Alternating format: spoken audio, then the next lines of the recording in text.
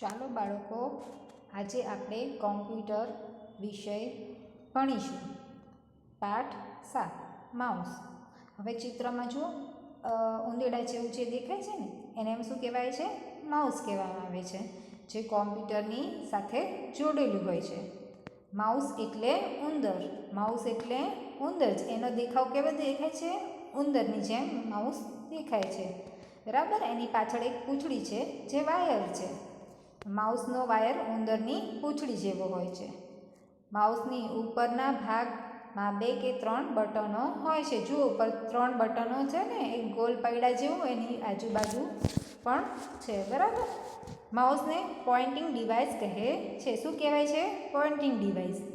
માઉસને mouse pad ઉપર રાખીને કામ કરવું જોઈએ. શાના ઉપર મૂકીને કરવું જોઈએ? માઉસ પેડ ઉપર.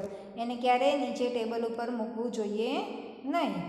માઉસને ફેરવતા મોનિટર પર એક નાનું તીર ફરતું જોવા મળે છે. શું મળે છે? ફરતું તીર. જે આપણે કોમ્પ્યુટરની સ્ક્રીન હોય ને, આપણે ટીવી જોઈએ છે, એમાં ટીવીમાં કેવી સ્ક્રીન એવી કોમ્પ્યુટરમાં આવે છે ને, એના અંદર શું આવે છે? એક નાનકડું તીર આવે છે. માઉસની મદદથી ચિત્ર દોરી શકાય. શું દોરી શકાય? ચિત્ર દોરી શકાય. તેમજ અન્ય કેટલાક કાર્ય કરી શકીએ છીએ આપણે. માઉસનો વાયર CPU સાથે જોડેલો છે. શાના સાથે જોડેલો છે? CPU સાથે.